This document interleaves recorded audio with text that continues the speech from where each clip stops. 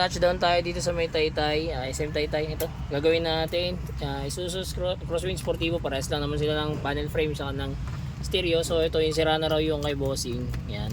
So papalitan na natin siya. Gagawin na natin siyang Android unit. Okay, yung pagbaklas nakita nyo naman na kung paano siya binabaklas. So sundan nyo na lang yung mga naunang video natin. Yan. Sige, tara, remove na natin itong mga Bossing para maumpisahan na natin siyang trabahuin.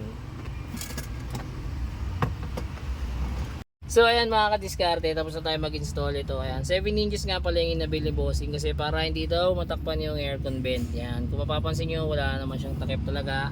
So ayan, swak na swak lang din siyang tignan, sabi ni Bossing.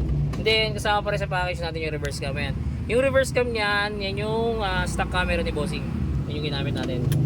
And then ito, may TV Plus kasi si Bossing yung dati, ayun sa baba. Ayun, ito yung nakailaw.